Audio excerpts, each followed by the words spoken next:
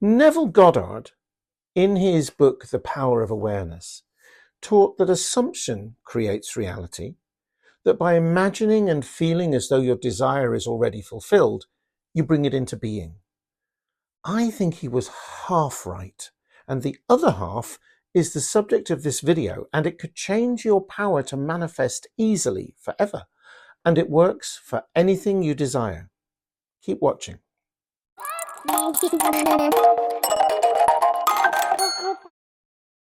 Hi, I'm Trevor, and in my 20s, 30s, and even into my 40s, I struggled with life, particularly in the areas of love and money, so it was a very stressful and often unhappy period for me.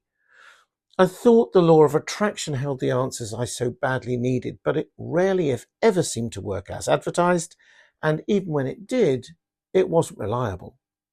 Eventually, in a determined effort to find my way to happiness, I ditched the techniques like visualizing and reciting affirmations, only to find that everything I wanted, including love and money, turned up effortlessly and often in very unexpected ways.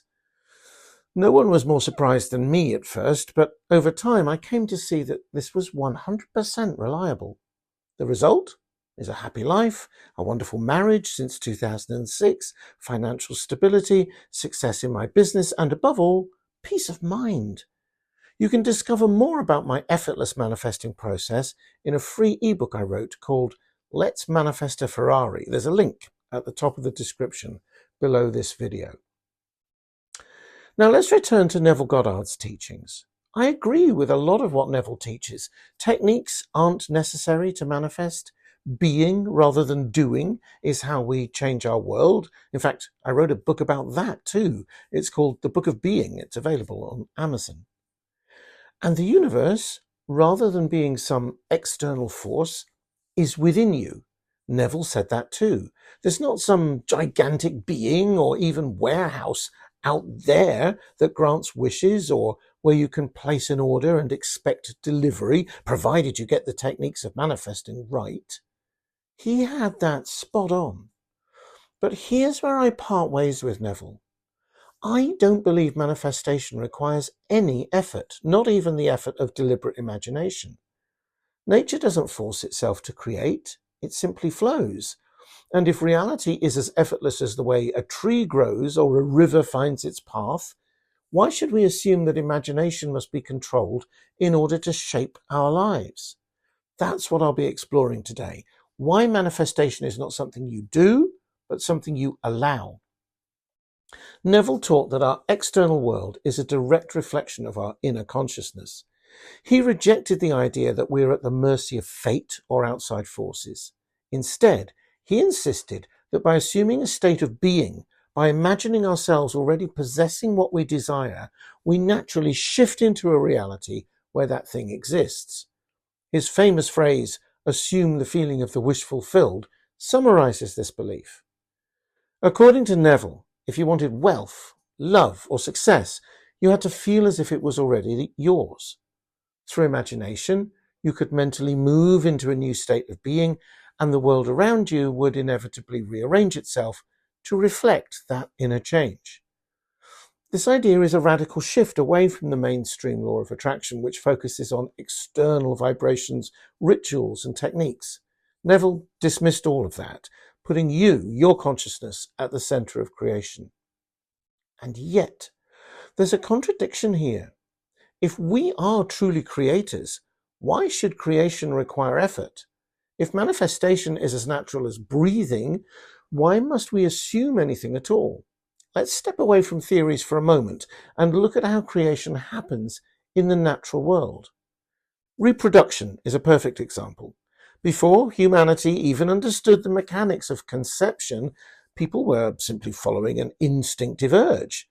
Procreation just happened. No one had to assume the feeling of a baby being born. It took care of itself. It was built into the system. Look at the way a tree grows. It doesn't imagine itself into existence. It simply follows the conditions of life. A river doesn't have to visualize its path. It just flows where the terrain allows, and sometimes will cut its own path through the terrain, of course, but even then, it's effortless. Even our bodies operate effortlessly. You don't consciously make your heart beat or your wounds heal. These processes happen because they are designed to happen. Imagine if we had to deliberately assume the state of being healed every time we got a cut finger. That would be absurd, because healing is an automatic function of life. And if manifestation is a natural function of life, as I believe it is, then why should it require an act of will? Here's the issue. Trying to assume the feeling of the wish fulfilled is still trying. And trying, by its very nature, implies struggle. Think about it. If you truly believed you already had something, would you need to assume it? No, you'd just go about your day, naturally experiencing life without giving it a second thought. The moment you attempt to feel as if you are rich, in love, or successful, you reinforce the belief that you are not those things. You wouldn't be trying to assume a state unless deep down you believed you were separate from it. Neville's teachings were revolutionary, but this is where they still contain remnants of effort. Instead of assuming, what if you simply allowed? The focus of my free ebook, Let's Manifest a Ferrari, addresses this very point. The real key to manifestation isn't assumption, it's awareness without interference.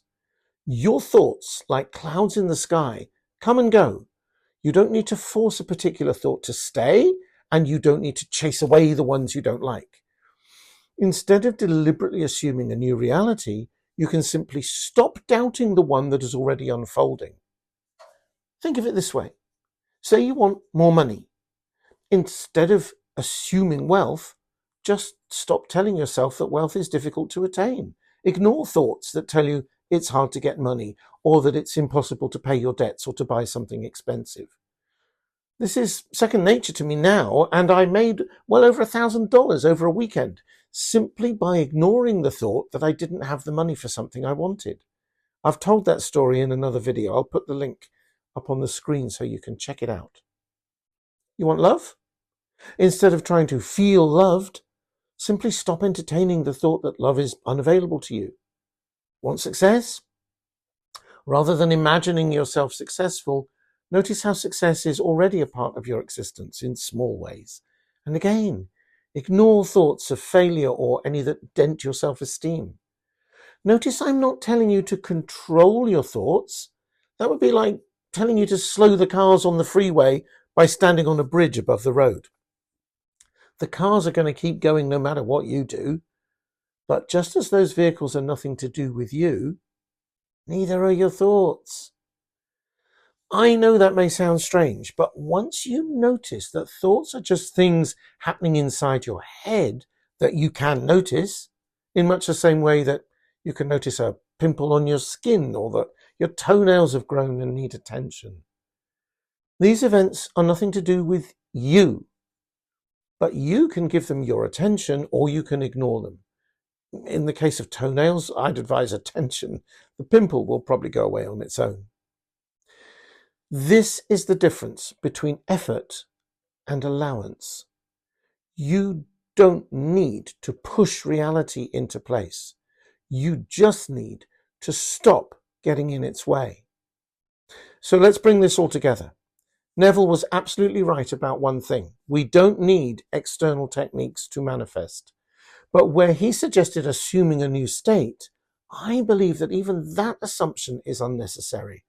Manifestation isn't something you do, it's something you stop blocking. Like a river naturally finding its course, reality flows in our favor when we stop introducing resistance. Instead of trying to shift your state, just notice that you are already whole. Notice that life is unfolding effortlessly whether you interfere or not. This is the difference between effortless manifestation and active manifestation. One trusts the process, the other tries to force it. So I leave you with this question. What if you stopped trying to manifest and simply trusted that everything you needed was already in motion? What if you let go of the idea that you had to make something happen and instead just trust that it already is? If you need any reassurance, imagine how a tiny acorn would feel if it had human emotions about its chances of ever becoming a mighty oak tree. And yet it will, won't it? Or a caterpillar becoming a butterfly. Perhaps the most powerful manifestation method of all is simply this: do nothing and watch how everything takes care of itself. I hope this video has been useful. Remember to get a copy of my free ebook, Let's Manifest a Ferrari, by clicking the link at the top of the description. Thank you for watching, and I'll see you very soon in another video.